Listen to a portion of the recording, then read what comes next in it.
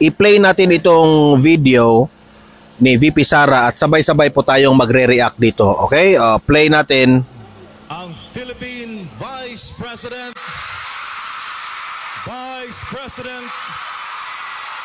Sara Zimmerman Duterte.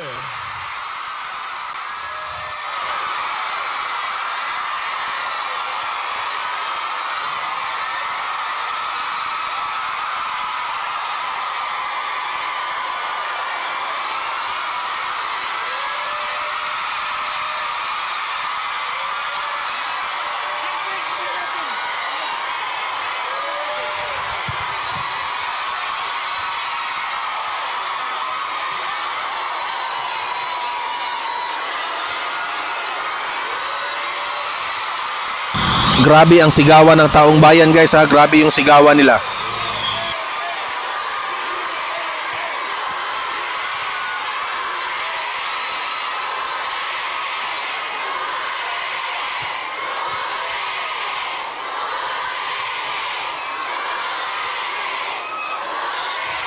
Maraming salamat.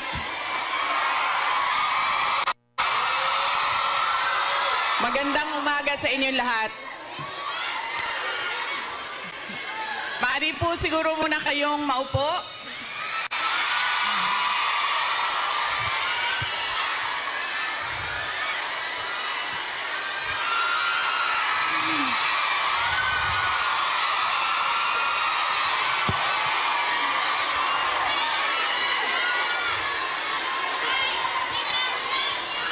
Maraming salamat. Mahal ko kayo.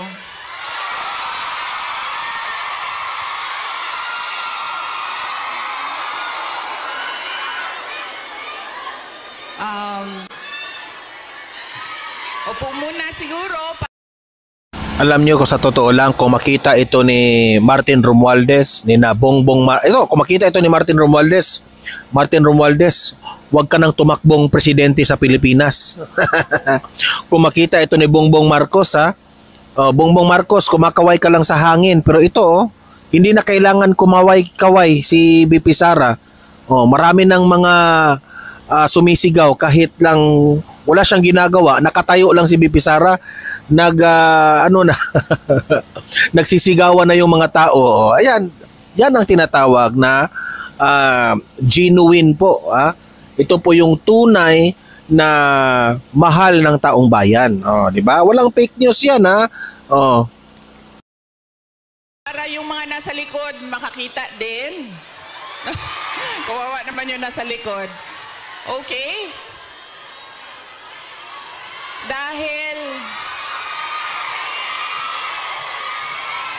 Dahil kayo ay sumisigaw ng Duterte, suspended na kayo lahat bukas.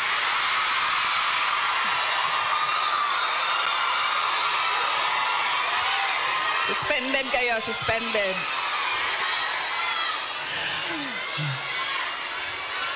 Joke lang.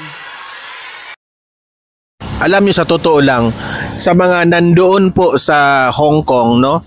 Congratulations po sa inyo sa pag-warm welcome nyo sa mga Duterte at sa mga PDP laban at sa mga kalyado na rin ng mga Duterte, ha? Congratulations sa ating lahat. And kami dito na nanonood lang dito sa Pilipinas, tuwang-tuwa kami na makakita na ang saya-saya nyo dyan together with Vice President Inday Sara Duterte at itong si former President Duterte na ng speech dyan, di ba?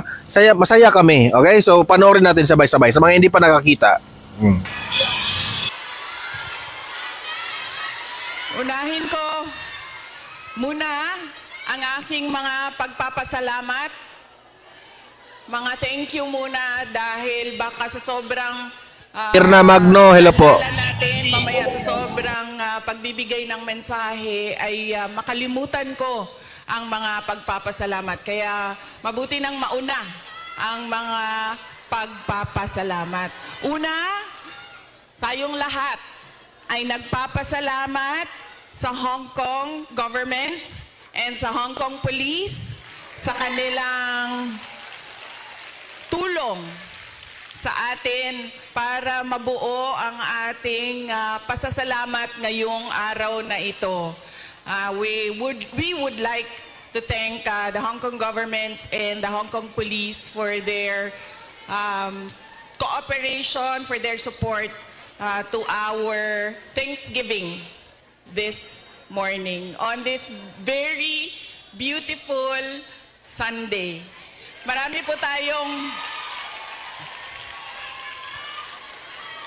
tayong mga kababayan na nandoon sa labas at lahat ng mga first-timer na nakakita sa akin.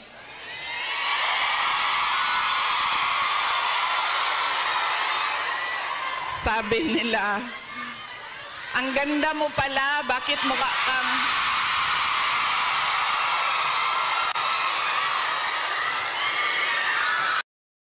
Oh, maiinggit na naman si Kokak dito dahil sinabi ni VP Sara, maganda ka pala sa personal, VP Sara. O ano ka na ngayon, Kokak, ha?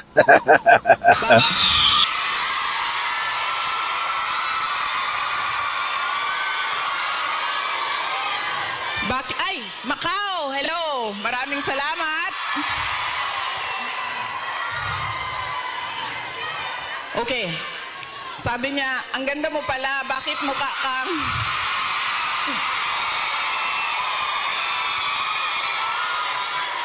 Bakit mukha kang Shrek sa mga picture mo sa internet?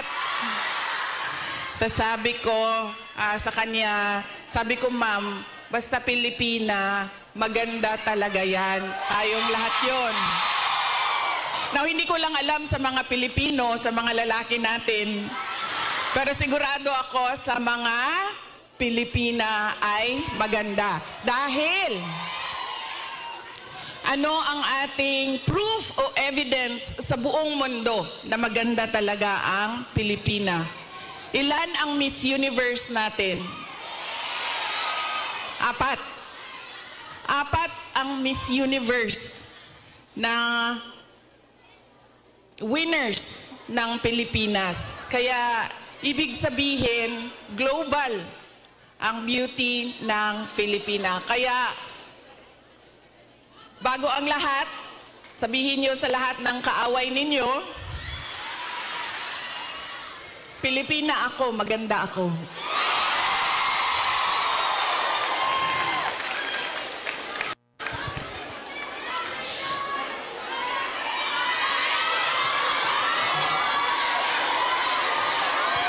Sabi natin, di ba?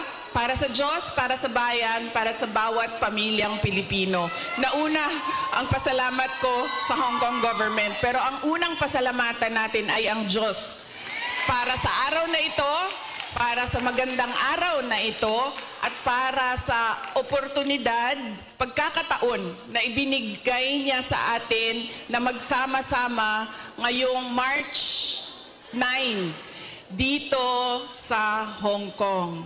Dinala niya tayo lahat dito para sa bayan. Yan po ang pagpapasalamat natin sa ating Diyos. Dahil binigyan niya tayo ng isang araw ulit na magising. Alam niyo, sa totoo lang, ito yung sinasabi nila na si former President Duterte raw ay tumakas papuntang Hong Kong. Pati itong si VP Sara dahil raw sa ICC. Grabe naman magpakalat ng fake news itong mga dilawista at itong mga loyalista. Ang kakapal ng mga muka. Ito, pumunta sila sa Hong Kong dahil may grand rally sa Hong Kong. Ano ba kayo? Mami-make news nami-make news na nga kayo. Ang kakapal nyo pa ng mukha ninyo. Mag-ayos, pumunta dito at pag-usapan ang Thanksgiving, pagpapasalamat, at pag-usapan ang ating bayan. Ang sunod na pagpapasalamat ko ay hindi ko isa-isahin yung mga pangalan dahil baka may hindi ako mabanggit at magtampo. So, isa-isahin ko lang ang mga grupo na kailangan natin pagpasalamatan. Unahin ko muna ang Kingdom of Jesus Christ.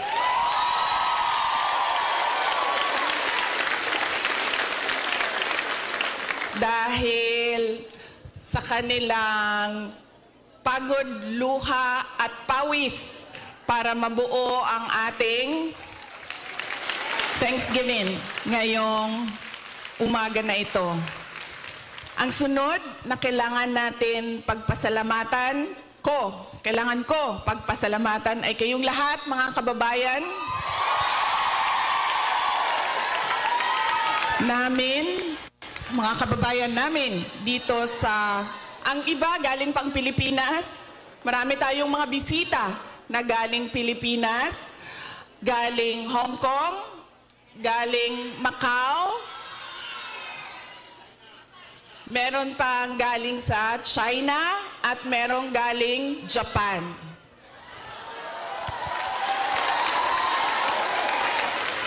Maraming salamat sa inyo dahil ibinigay ninyo.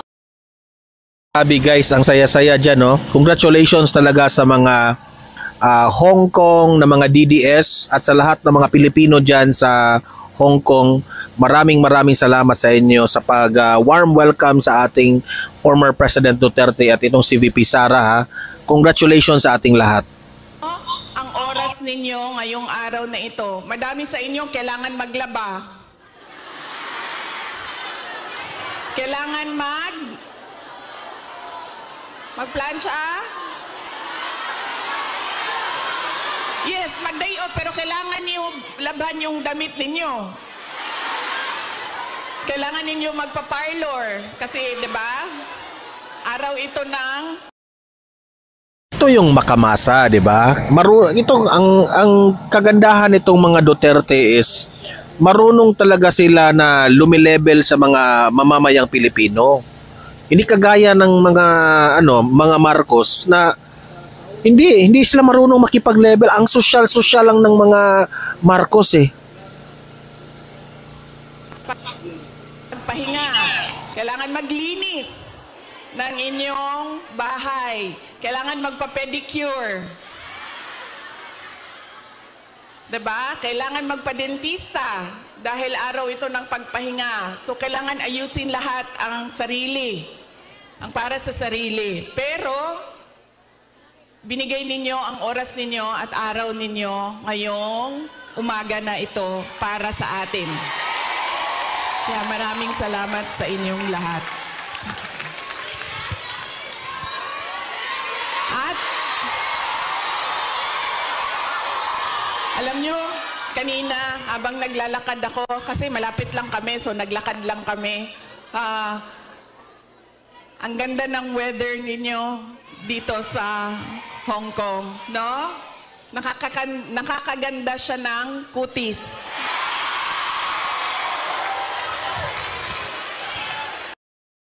Grabe guys, no? Ang speech ni na VP Sara at ni former President Duterte, hindi mo talaga makikita na scripted. Hindi kagaya nitong si Bangag Marcos na kapag mas-speech siya sa alyansa ng pagbagoong Pilipinas, nakabasa eh, 'di ba? Sa podium may copy siya, nagbabasa, pinapawisan pa, 'di ba? Pero ito ang kalma, relax, tapos talagang genuine, galing sa puso po ang mga sasalita, 'di ba? Kaya mahal ng taong bayan itong si VP Sara compared to Bongbong Marcos, and that's the reality.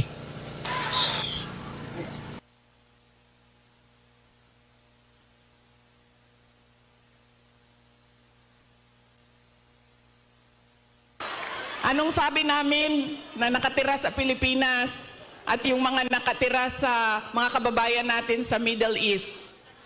Sana all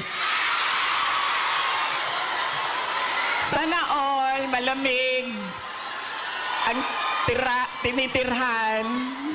Sana all maganda ang kutis.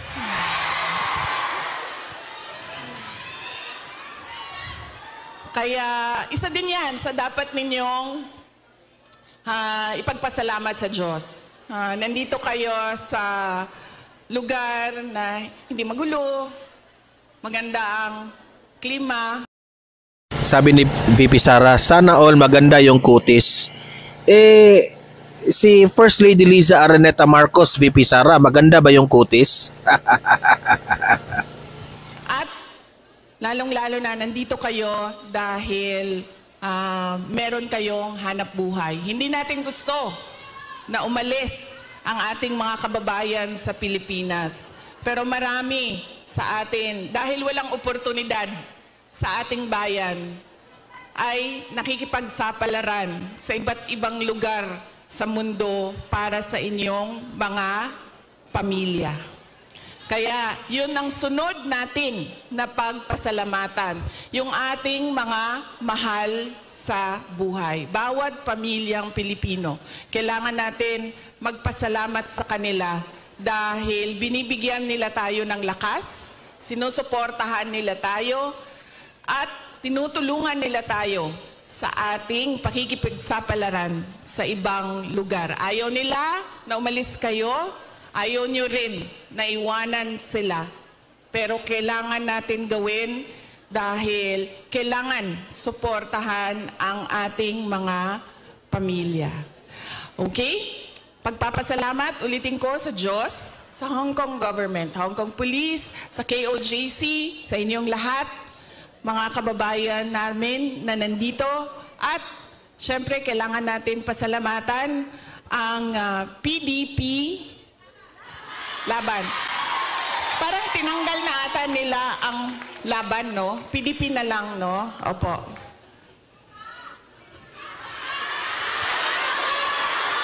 Ha? Okay, suka. May dala sila para sa inyong lahat. Inutusan silang bumili ng suka. Nagdain taon silang sinamak. Sa gusto. Nagdala po sila og pinakurat. Kinsay gusto. Okay. Bagay na sa lechon Macau og pinakurat. Kaganina bitaw naglakaw ko dito. Kanaganing ay, sorry. Kanina, naglalakad ako doon. Yun bang nakabitay ng mga lechon Macau ba yan, no? Sa isip ko kanina. Sabi ko, kakain kaya muna ako. So sabi ko, ay hindi, picturean ko na lang muna. Andito sa aking cellphone yung roasted duck at yung roasted goose. Roasted goose. At, tikman ko nga yun. Balikan ko. Roasted goose at yung parang lechon Macau. Bagay sa suka.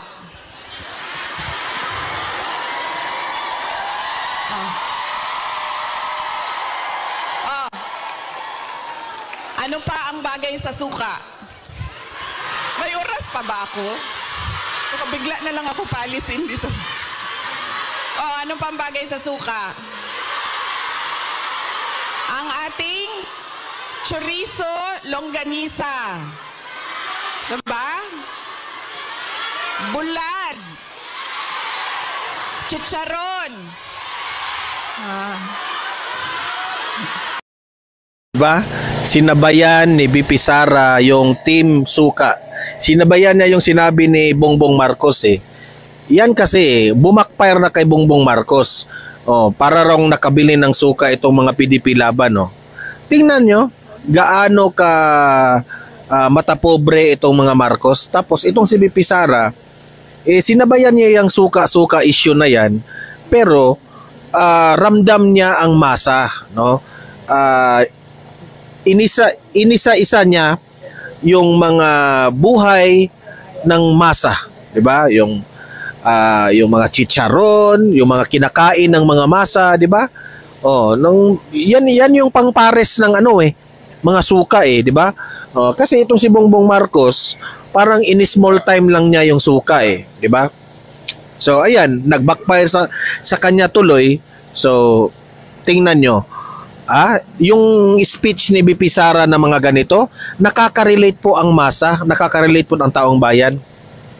Hindi kagaya ni Bongbong Marcos, no, at yung mga alyansa ng Bagoong Pilipinas, sobrang kasosyalan nila. Oh, 'di ba? Fake yung mga audience nila, hindi kagaya nito, no? Mm. Mangga.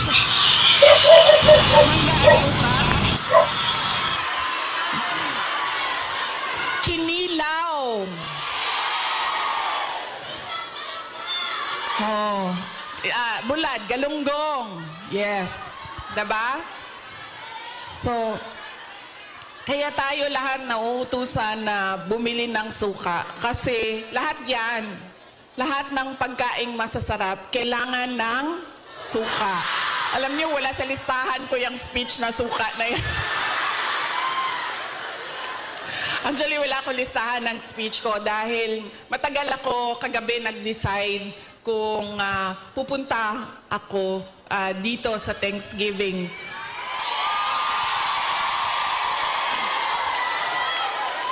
Kaya wala akong listahan ng speech. Pero yes, alam nyo, marami siguro sa inyo ang nautusan na bumili ng suka at mantika. Mantika, suka, ganyan. Noong kayo ay bata pa. Opo. Pero sa amin kasi, sa bahay namin, nag-grocery kasi ang nanay ko. So lahat yang mga gamit sa kusina, binibili na ng nanay ko. Nautusan lang ako lagi doon sa kanto, sa tindahan, bumili ng Coke. Ng Coke.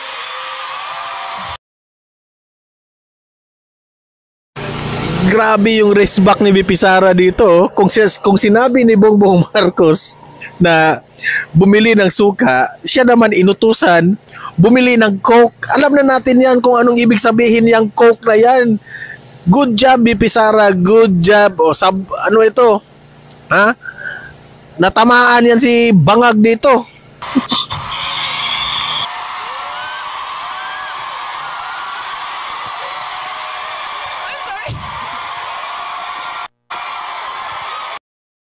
Uy, Isa.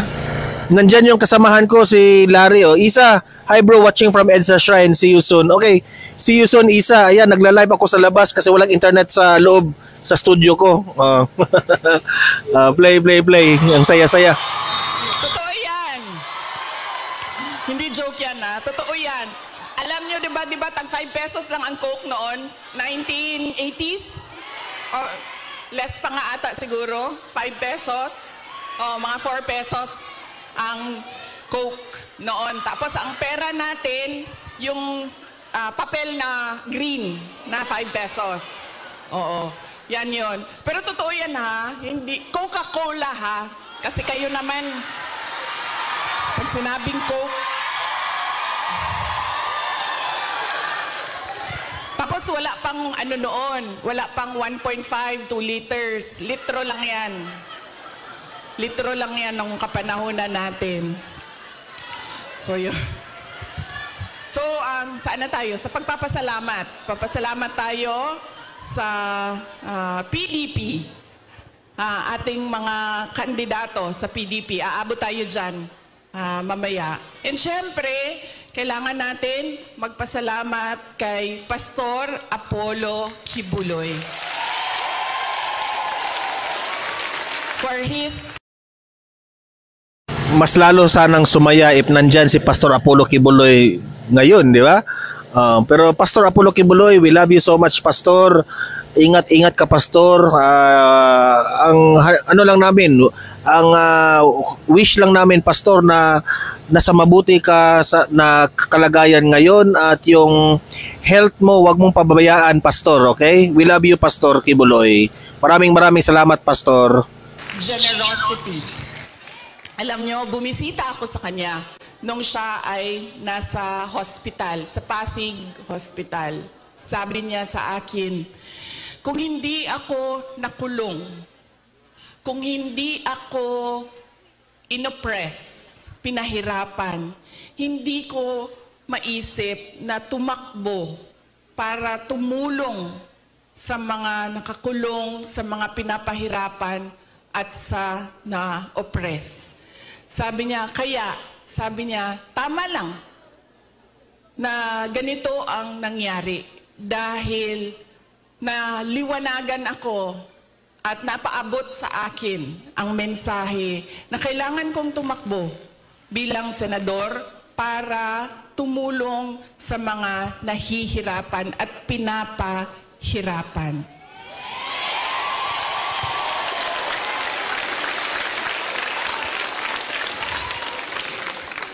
Sabi din niya sa akin, sabi niya, ikaw, kahit anuman ang sabihin nila, sabihin man nila na kasalanan mo ang lahat ng ito, Inday Sara, sabihin man nila, kasalanan mo ito dahil hindi ka tumakbong Pangulo. Pero sabi niya, ayun na.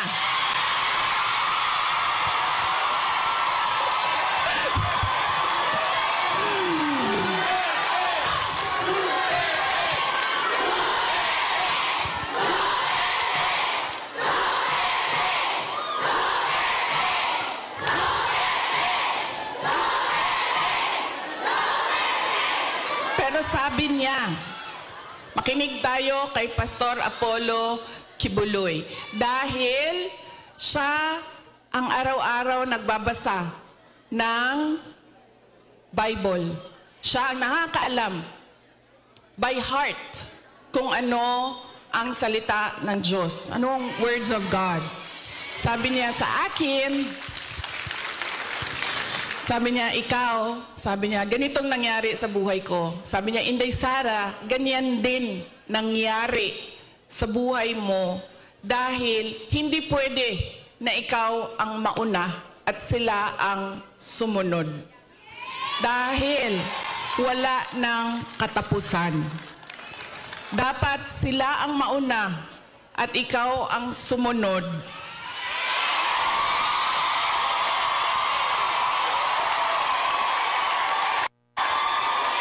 Para matigil na at hindi na paulit-ulit ang kahirapan sa ating bayan. Kaya vote straight VP Sara sa 2028 at PDP laban ngayong 2025, di ba? Kaya nung sinabi niya sa akin yon, hindi na masyadong masakit. Masakit pa rin sa akin pag nakakarinig ako ng kasalanan mo yan lahat, Inday Sara. Pero iniisip ko na lang, naku, sinabihan ako ni Pastor Kibuloy, you are there, you are where you are intended to be by God. Exactly where you are.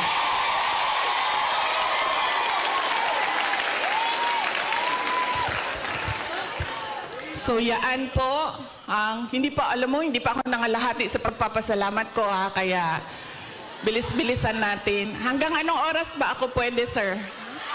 Go lang daw. Go. Ay, hindi kami pwede mag-abot ni PRD kay kasabon na pud ko oton.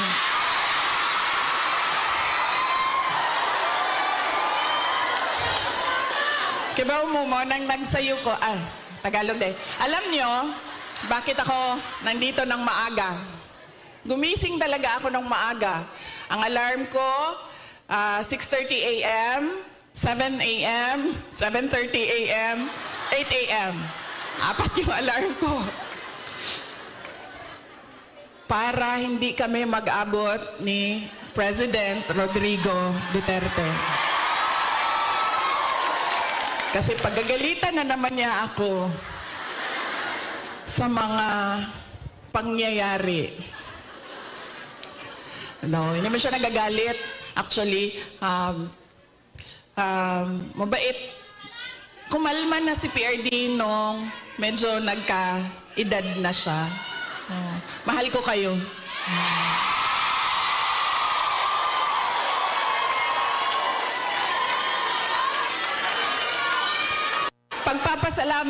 Magpapasalamat din ako. Thank you po ako. Kagabi po, merong mga kababayan natin na nasa hotel. Hotel. Kayo ba yun, ma'am? Opo. Maraming salamat sa pag-welcome ninyo sa amin doon sa hotel. Mahal ko kayo. Maraming salamat. Pero bakit, ma'am, wala kayong dala na roasted goose? I'm sorry, may dala kaming suka. Kayo, walang dalang roasted goose.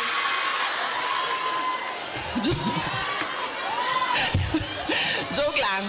Joke lang. Pero salamat salamat sa pag-welcome ninyo sa amin doon. Sigurado ako na kahapon may kailangan din kayong gawin. Busy din yung oras ninyo. Pero pumunta kayo doon at winelcome nyo kami sa hotel. Maraming salamat sa inyo.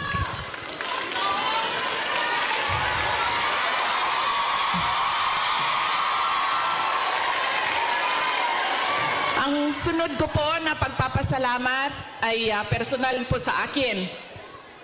Para sa inyong lahat, mga kababayan namin dito sa China, sa Hong Kong, sa Macau, dahil noong 2016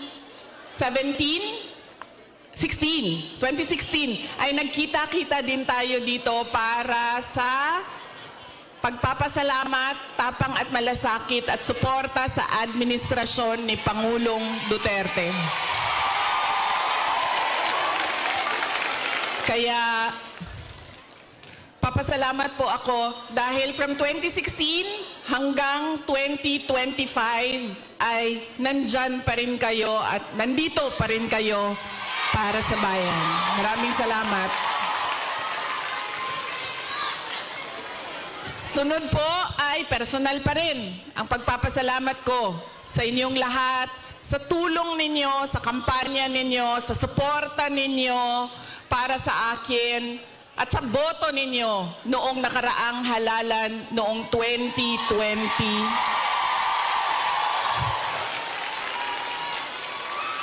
At sa susunod na halalan sa 2020. Joke lang. Joke. Sandali lang.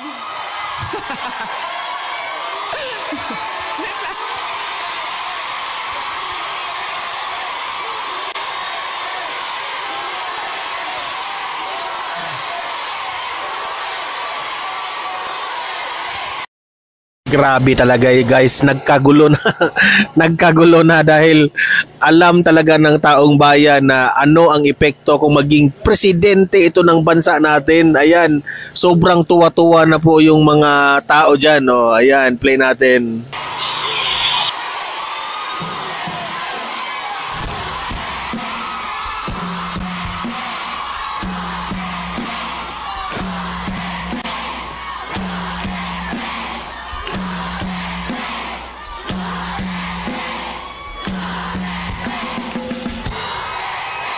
Okay. Papunta na po ang suspension order. Sige. Sige. Maraming salamat sa suporta ninyo noong 2022. Thank you very much sa inyong lahat, mga kababayan. Alam nyo, una ko pong naramdaman na mukhang mananalo ako sa eleksyon dahil nakita ko ang overseas absentee voting results. Una siyang lumabas.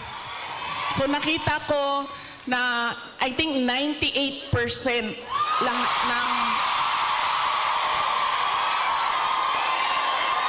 ng OFW votes ay para sa akin. Kaya doon ko naramdaman na parang baka siguro manalo ako. Kaya maraming salamat sa inyo.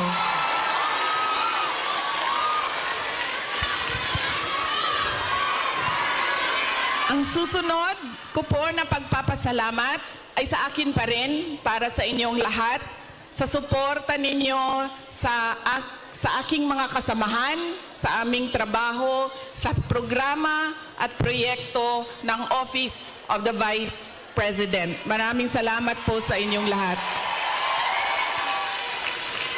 Dahil kayo lang po ang sumusuporta sa OVP, ang buong gobyerno po ay iniwanan na po ang OVP.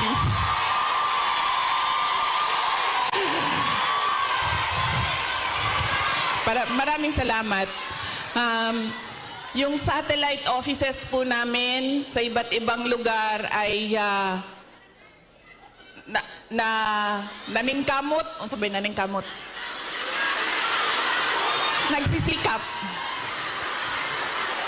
Yung satellite offices po namin ay nagsisikap na mahanap yung mga geographically isolated and disadvantaged areas at hindi lang nakatuon sa National Capital Region. Kaya salamat po sa suporta ninyo sa Office of the Vice President. Ang susunod po na pagpapasalamat ko ay ang mahal ko kayo.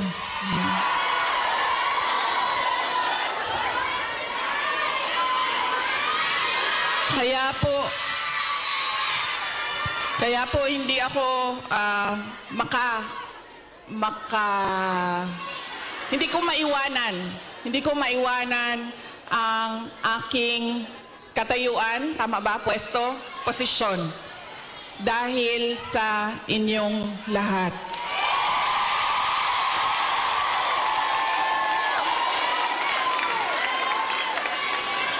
Ang sunod na pagpapasalamat ay mula po sa aming pamilya, ang pamilya Duterte. Napakalaki po ng utang na loob namin sa inyong lahat.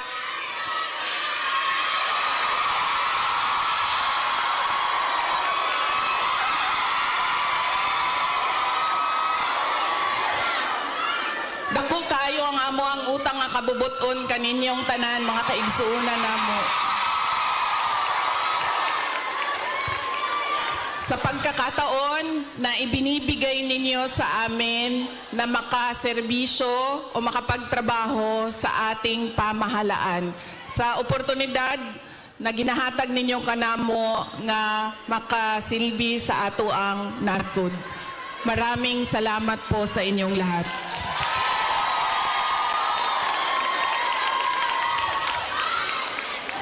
Okay, so yan na po ang aking mga pagpapasalamat. Meron pa ba akong hindi na Maraming salamat, ma'am. Ang sunod ay lilipat na po ako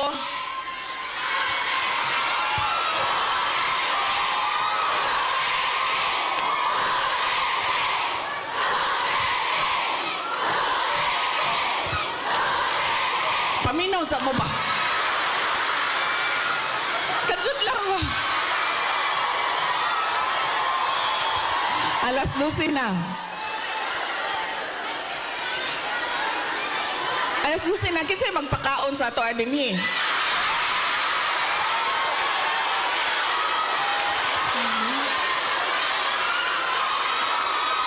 May pagkaon?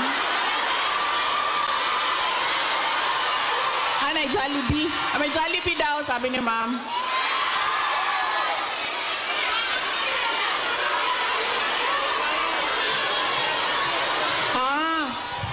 Okay.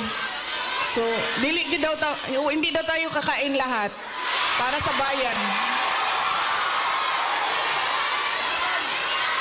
Okay.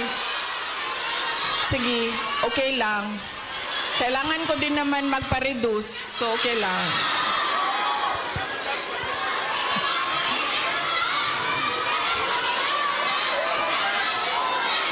Ma'am, darating tayo dyan sa ayuda na yan, ha? Wait lang. Kasi, tuloy-tuloy ko na, ha? Ang susunod ko po ay ang dahil pagpapasalamat po ito kay PRRD, former President Rodrigo Duterte, ay mag-share ako sa inyo ng aking pagpapasalamat sa kanya. Medyo mahaba itong kwento na ito, so mamaya nyo na singilin yung mga suspension order ninyo. Alam nyo, isa lang. Sa lahat-lahat siguro ng pagmamahal or generosity ni former President Rodrigo Duterte, isa lang ang stand out. Nag-iisa lang ang lagi kong pinagpapasalamat sa Diyos na ginawa ni Tatay Digong, ni former President Duterte sa akin.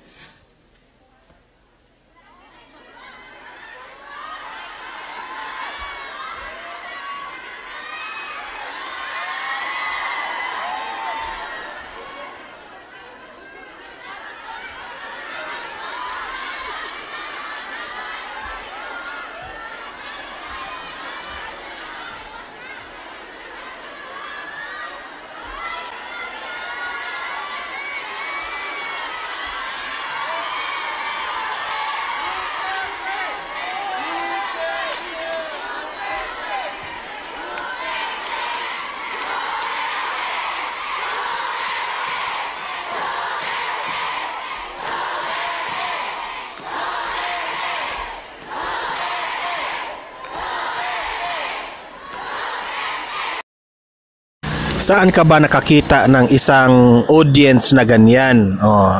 Kay Marcos, hindi siya makakuha ng ganitong audience. Yung kay VP Sara na mga supporters, oh, grabe, very responsive. Kitang-kita mo talaga na lahat nakasuporta kay VP Sara, hindi plastikan. Hindi kagaya ng kay Bongbong Marcos, every time na magra-rally siya, hindi mo maintindihan yung mga audience kung sila ba ay napipilitan, kung sila ba ay natutuwa sa sinabi ni Bongbong Marcos, 'di ba? Oh, meron pang mga scripted na nag-host na mga ano tayo, sisigaw tayo ng BBM. Kailangan pa talagang i-scripted yung mga sigaw doon sa alyansa ng Bagoong Pilipinas eh. Ito dito hindi na. Sobrang masaya at sobrang tuwang-tuwa po ang mga nanonood at nakikinig kay VP Sara. And that's what you call genuine supporters. Hindi kagaya ng kay Bongbong Marcos. Pasensya na po ha. Yun talaga ang nakikita namin sa totoo lang.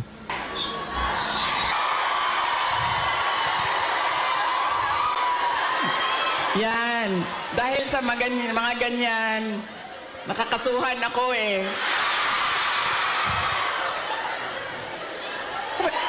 Malay natin, di ba? Baka may inutusan dyan.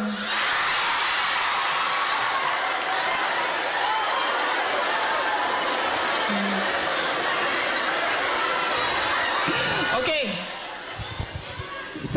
Isa lang. Paulit-ulit yan pag napapaisip ako sa tatay ko.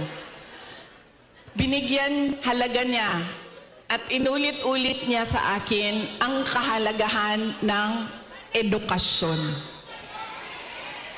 Hindi niya ako tinigilan. Alam niyo, si PRD, yun pong mga nasa harap, kailangan niyo po umupo kasi hindi makakita yung nasa likod.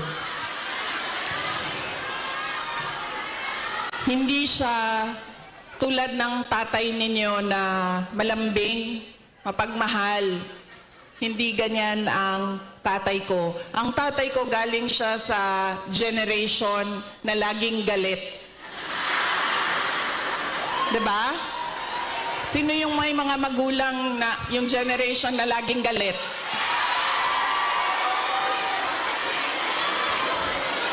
Yan. Galing dyan ang generation. Galing dyan ang tatay ko sa generation na yan. So, lagi siyang galit. So, sa akin, maalala ko, sinabi niya talaga sa akin, paulit-ulit habang ako ay lumalaki. Ikaw, sabi niya, hindi ka tao sa paningin ko.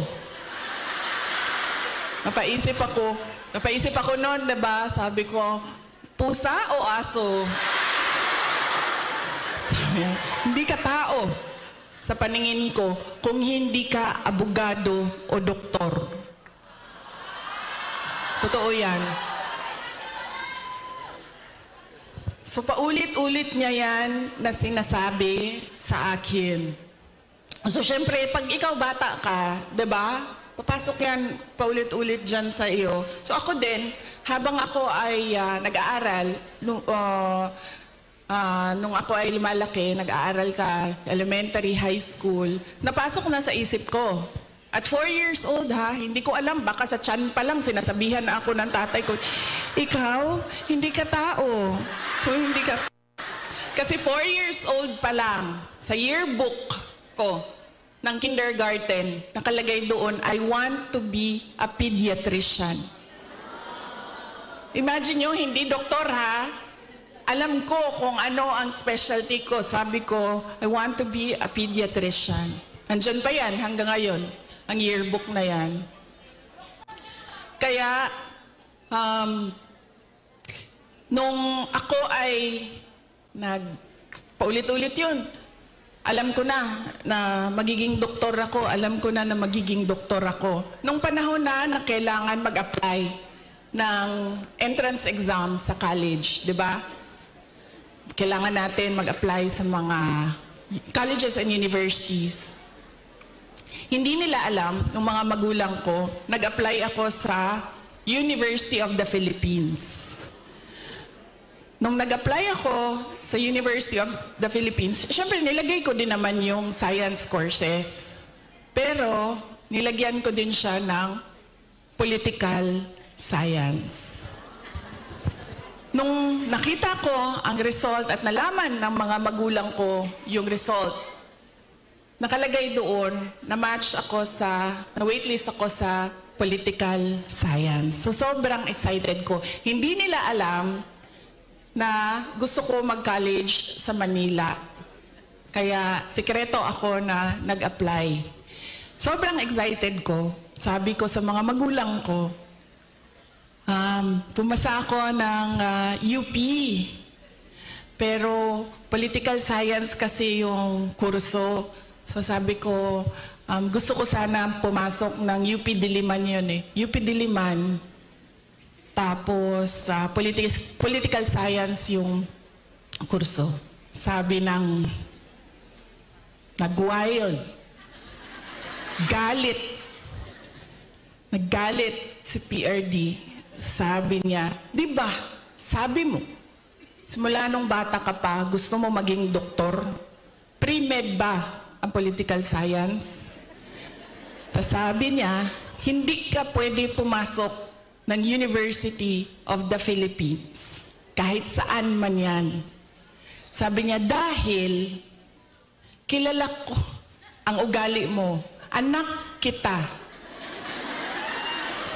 Alam ko kung anong ugali mo. Sabi niya, marirecruit ka lang ng makabayan. Mary Jane Yaneza ha, tingnan mo si BP Sara, wag ako yung tingnan nyo. Aakyat ka.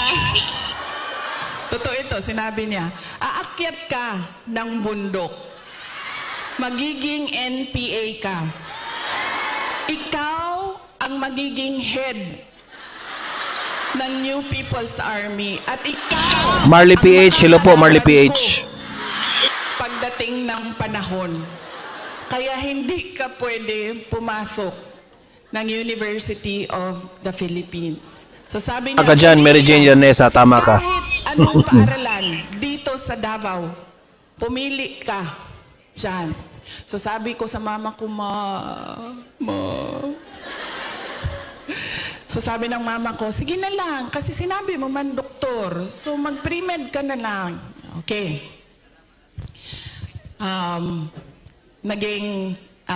Nag-pre-med ako. Tapos, syempre, papunta akong doktor, so binilisan ko yon, natapos kaagad ako. And then, ito na. Mag-medicine na. Sobrang excited si President Duterte na magpapasok na ako ng medicine proper. Siya ang pumili ng paaralan. Siya ang pumili kung saan ako titira. Tapos, pumunta na lang siya sa akin at sinabi niya na, ayan na, may school ka na, na-enroll ka na, may bahay ka na, pumunta ka na lang doon ng ganitong date. So pumunta ako doon. Pagdating ko doon, kompleto na. May kama na ako, may washing machine, may refrigerator, may kotse pa. Ganyan siya ka-excited.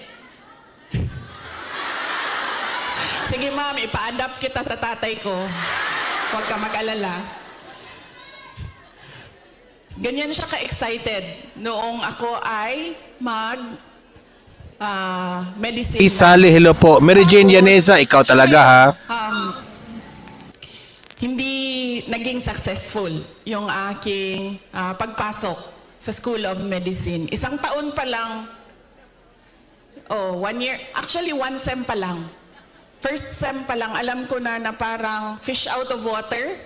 Alam nyo yung, bakit madali para sa kanila, nahihirapan ako, sobra. Tapos dumating ang second sem na halos hindi na ako pumapasok. So kinabahan na ako. Kasi 'di ba sa probinsya, 'di ba sa Atua, pagpadala ka sa Manila. Magandang hapon, Chris Sale. Nag-med school. Pag ipadala ka sa Manila, parang malaking send off 'yon. Congratulations sa anak ko, graduate ng ganito. Congratulations at magiging doktor 'yan. Class O. Ecclesiastes, hello po. Ganon, diba? So ako, syempre kinabahan na ako kasi hindi ako makakauwi. Pinadala ako sa Manila para maging doktor. Tapos uuwi ka, drop out. Nag-apply ako ng, naisip ko pa noon, nung pinag-iisipan ko ang kapalaran ko, sabi naman ng tatay ko, doktor daw o abogado. So dito na lang ako sa abogado. So lumipat ako, nag-apply ako sa San Beda College kasi at the time na nagdesisyon ako, San Beda College na lang yung bukas sa mga exams, entrance exams. So hindi ko pa sinabi kaagad sa mga magulang ko na nasa San Beda na ako. Nalaman na lang nila dahil nagsabi ang driver. Sabi niya, hindi na yan siya pumupunta ng Cavite. Lagi kaming nandyan sa Menjola.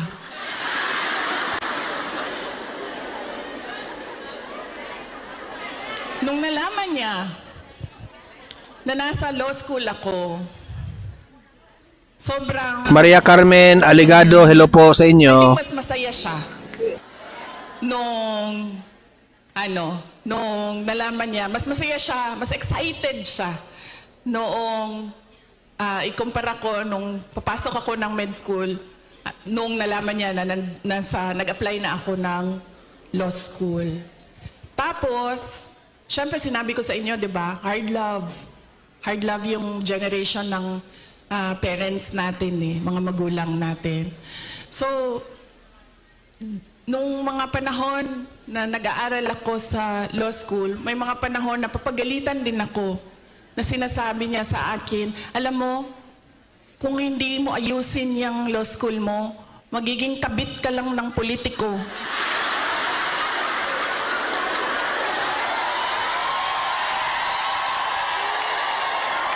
Ganyan.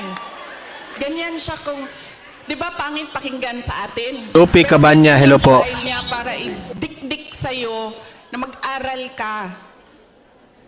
Tapos meron pang isang beses na sinabihan niya ako, alam mo, kung hindi ka mag-aral ng mabuti, magiging halaman ka lang dyan sa gilid. Ganyan yung force by which he emphasized into my brain that I need to become a lawyer. So nung pumasa na ako, ng bar, doon ko nakita ang pagbabago sa magulang ko. Hindi sa nanay ko dahil ang nanay ko sobrang supportive nun. Kahit maging halaman ako, didiligan ako nun eh. Ganyan kabait ang nanay ko. Diba? Pero nung nakita niya yung grade ko sa bar exams at nakita niya na mas mataas yung grade ko sa bar exams kesa sa kanya nung tatay ko. At hindi lang 0.1, 0.2, 0.3. 5 points ang layo namin sa grado. Doon siya nagbago. Parang naging tao na ako sa office niya. sa education. Kaya ganyan din, hanggang ngayon, ganyan din. Alam nyo ba, sa mga apo, kabahan. Kabahan ka pag nagtanong na si PRD kasi didiretso yan. Oh, anong grade na ito? Anong eskwelahan? Oh, ito anong grade na? Anong eskwelahan ito? Oh, ito anong grade na? Anong eskwelahan? Ganyan. Si PRD kamusta ng apo. Hindi siya, uy, masaya ka ba? May boyfriend ka na ba? May girlfriend ka na? Saan mo gusto kumain? No. Pag makita niya, anong grade na? Anong eskwelahan? Anong grade na? Anong eskwelahan? Okay. Nag-aaral? Okay. Ganon pa rin. Ka-hardliner siya sa education. So yan yung talaga, pinagpapasalamat ko sa kanya. Dahil kung hindi ako naging abogado, lalo pati yung mga pinagdaanan ko ngayon, hindi ko siya, kasi ngayon naiintindihan ko kung ano yung pinagdadaanan ko. Siguro kung... Humihina ba yung ating ano? Humihina yung ating... pinilit. Hindi Talaga? ako ganito ka-confident sa aking ginagawa. So sana din sa inyong lahat, ganun din. Kaya nung nangangampanya ako nung 2022, lagi kong sinasali ang kampanya, plataforma ko ang edukasyon. Sana ganun din ang inyong mga anak. Okay na. Patuloy lang. Huwag ninyo silang tigilan. Dahil minsan ako, pag pumupunta sa mga barangay ninyo, sa mga municipality ninyo, meron talaga akong naririnig na sumasagot na, oh, college graduate naman pero wala namang trabaho. Pero, iba din ang trabaho ng college graduate at natapos lang ng grade 6. Iba talaga yun. Iba yung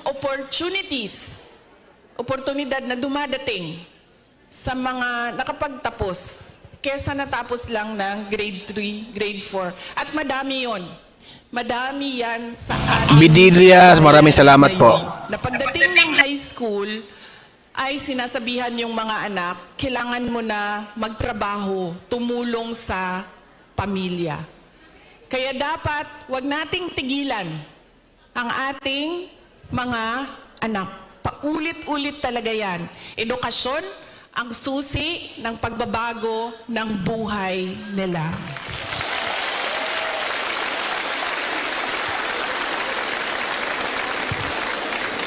Pagpapasalamat para kay PRRD para sa edukasyon. Ang susunod po ay ang pagpili natin ng kandidato sa 2025, ngayong darating na buwan.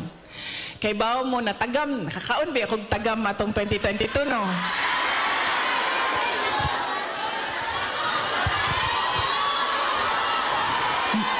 Yan lagi ang, meron pa isang beses, Bisaya, sa Cebu. Ay, sa Cebu ba ito? O sa Cagayan de Oro. Basta, usually kasi pag Bisaya, di ba, diretso na silang istorya, wala na sila break. Wala break. Ana siya sa kon. Inday Sara, anak ko, yes ma'am. Ano siya, nakakaon kag tagam, no?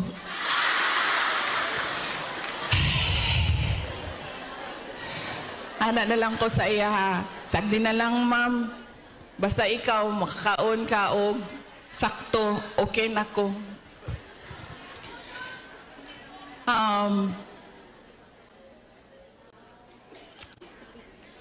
Ayaw ko kasi, masakit sa akin ang sabihin ang sorry sa inyong lahat.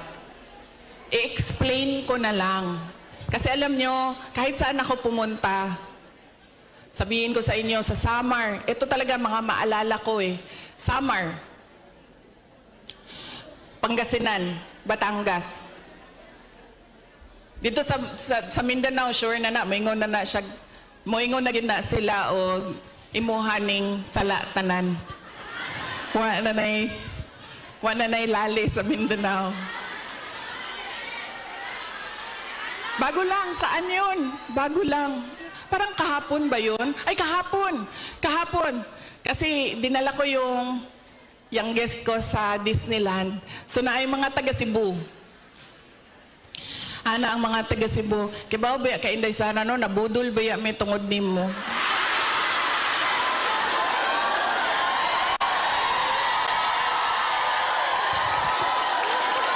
Mac, wala na. Tamsakdan Idol Don Martivis. Thank you po. Ang sa summer, sabi sa akin, maalala ko yun. Kibaw ka, Inday Sara. Sana Tagalog siya kay kanang waray man ay sanang waray man na sila dito no. So nagtagalog siya sa ako. Sabi niya, alam mo na scam kami dahil sa iyo. Lalaki pa ito siya niya, senior ba? So wa na lang yun ko ni ko ana na lang ko, pasensya na sir. Pasensya na. So akala ko kasi ito na naman tayo sa maling akala.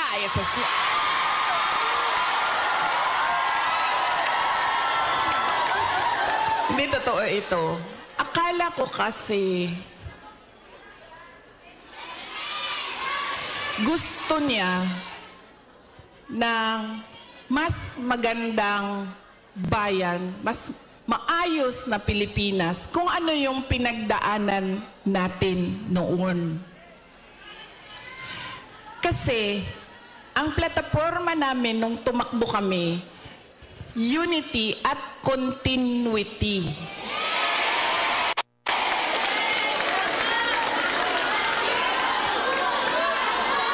Nabudol lagi.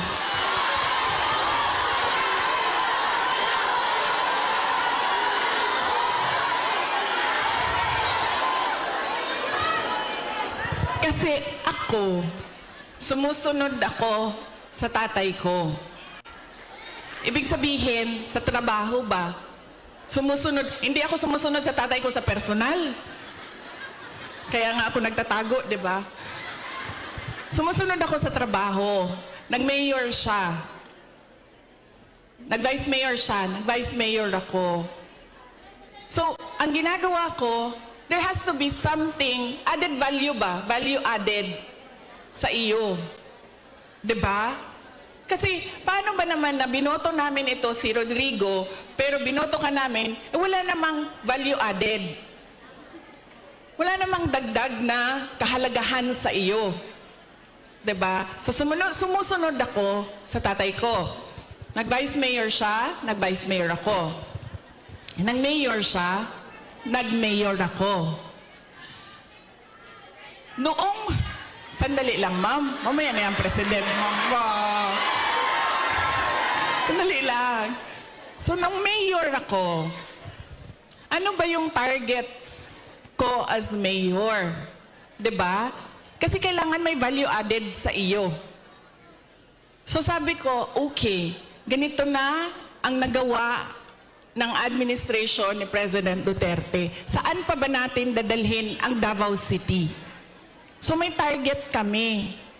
Nung umalis ako sa Davao City as mayor, number 4, most competitive city na ang Davao City. Number 8 na kami sa mga pinakamayaman na syudad sa buong bansa.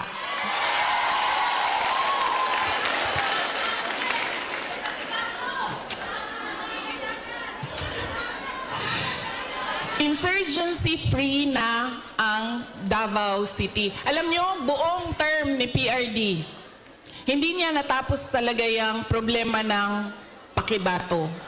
So nung taga-Pakibato mo, ma'am? Mabi again na ingon ni PRD, insya mag-NPA lang ka sa Pakibato, ikaw kalaban sa mga sundalo. Ayaw, ganda din na sa UP. Okay. Diba? Hindi niya natapos. And sa akin, meron kasi insidente doon na ako ang mayor, namatay yung opisyal, na napagalitan ako ng nanay. Tiga Visayas yung pamilya. Kausap ko siya sa phone, sabi ko, ma'am, pasensya na, namatay yung anak mo. Ganyan. Napagalitan niya ako. So sinabi ko, sige, tapusin natin yan. So tinapos namin. In 3 years o 4 years. In 4 years, tinapos namin yung problema sa Pakibato. There has to be something new and something better in you. Akala ko kasi ganyan. Dito ko lang naintindihan na hindi pala lahat ng tao pareho ko mag-isip. Yun yung naging problema. So yun yung kailangan ko ihingi ng pasensya sa inyong lahat. Dahil sabi nga ni Pastor Kibuloy, dapat lang siguro mangyari ang mga nangyayari para makita natin. Kawawa lang siguro ang mga tao, ang bayan, pero if we talk about the divine, maybe there is a reason for what is happening. So yun yun. Ngayon, pipili na naman tayo ng mga opisyal ngayong Mayo. Ano ba ang problema natin, mga botante? Ang problema sa atin, ang pinipili natin ay paulit-ulit ba? Pabalik-balik lang. Mahilig tayo sa sikat. Mahilig tayo sa magaling kumanta, sumayaw dito sa stage. Mahilig tayo sa nagpapa-amuse, nagpapatawa sa atin. At mahilig tayo sa hindi natin tinitingnan kung ano ba yung karakter, totoong karakter ng tao sa likod ng mukha niya sa TV. Ganyan tayo ang ugali ng mga Pilipinong botante. Kaya siguro dapat sa darating na halalan, pag-isipan na natin ang ating iboboto. Sabi ko nga sa inyo, nadala na ako, na-scam na ako, nabudol na ako. Hindi ako mag-endorso ng kandidato. Kasi baka pagkatapos ng eleksyon, sasabihin nyo na naman, na-scam ba yung Inday Sara dahil sa iyo? Ang gagawin ko para sa inyo, sasabihin ko, ano ba ang kailangan nating gawin as voter? Ano? Una, huwag natin ibenta ang boto natin. Diba? Ngayon, legitimate na ang vote buying. Nakatago siya sa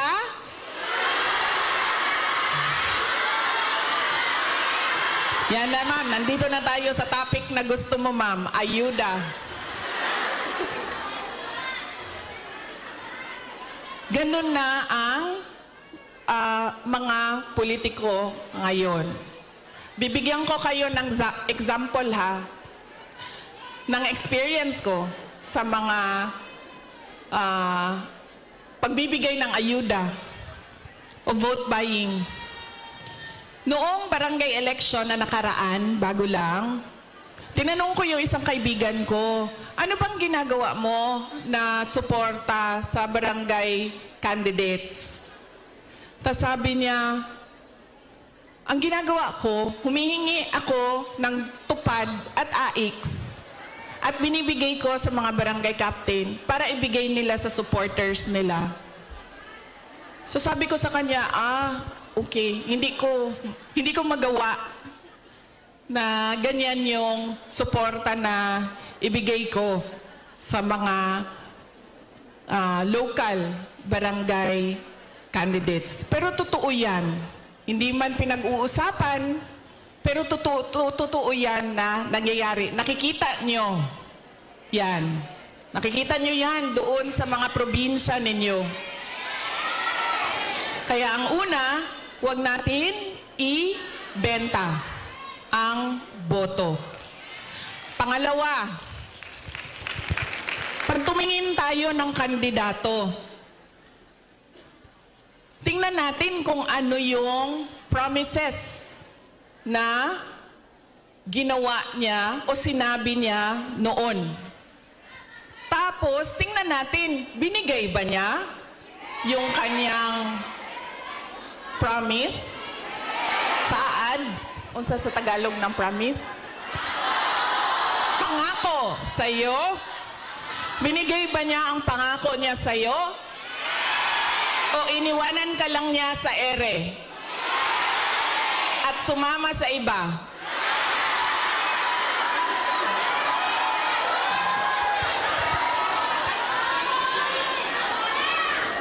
Ganyan. Ang pangalawa, na kailangan natin isipin. Itong kandidato na ito, paulit-ulit ko na to binoto Ano ba sinabi nito noon?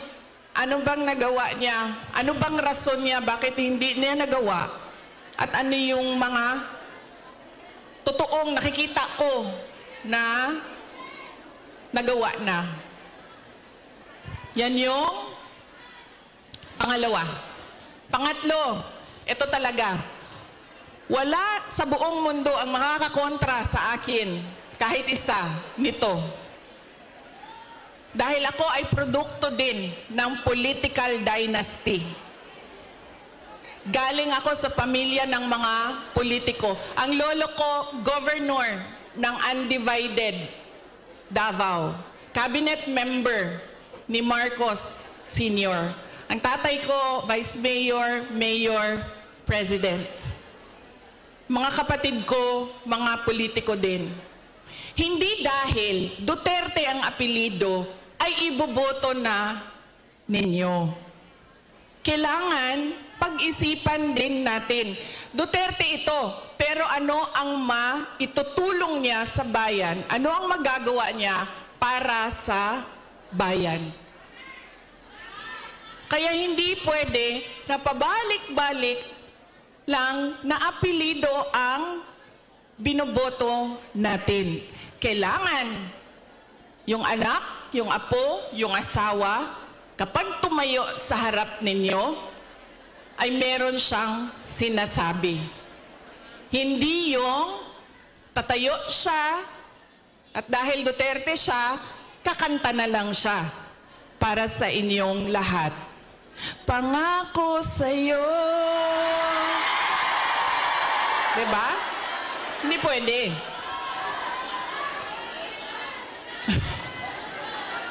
Ma'am, ganyan talaga yan, ma'am. Sa tingin ko naman kasi talaga, totoo, walang forever. Kaya darating talaga ang punto na iwanan ka talaga. Si Ma'am Gemma, ay, shh daw. Shh.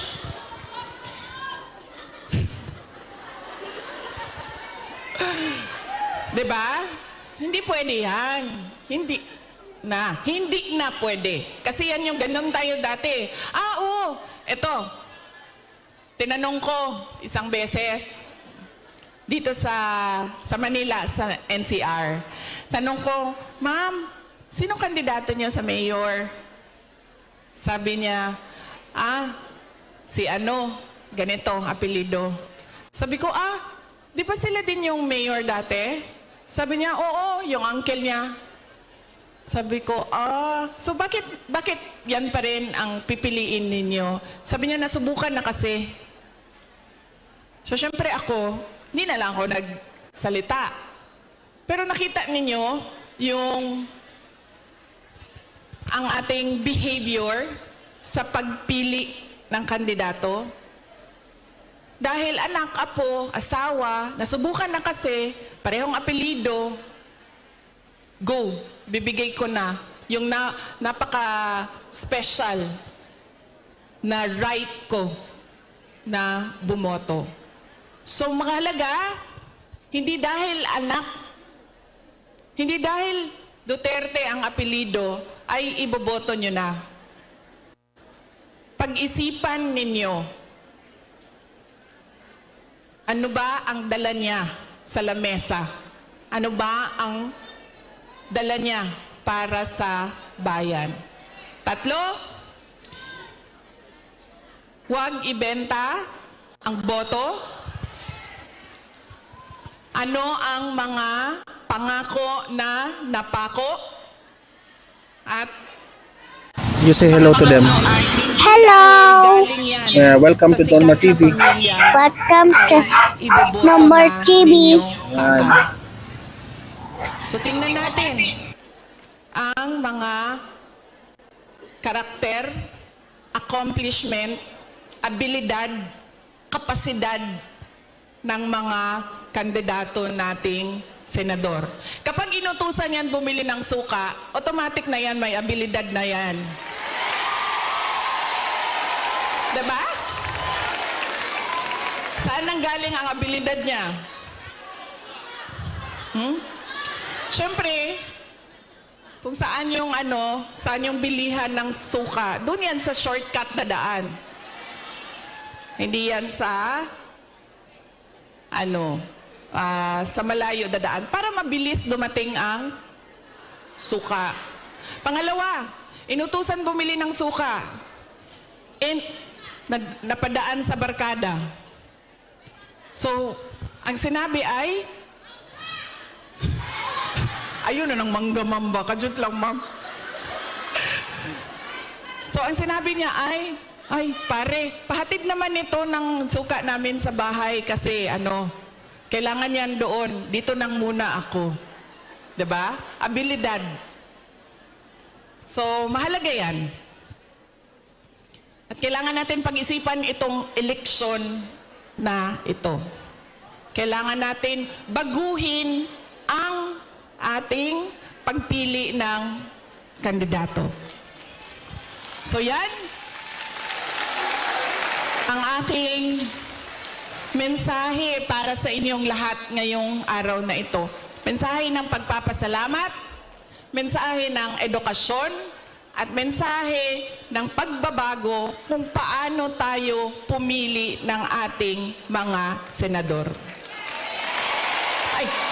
Hindi lang senador, governor, mayor, lahat ng ating mga public officials. So yan po ang aking salamat, magandang tanghali sa inyong lahat. Dagan salamat, magandang tanghali sa inyong lahat. Dagan salamat, maayong udto sa inyong tanan. Maraming salamat, Vice President Sara Duterte.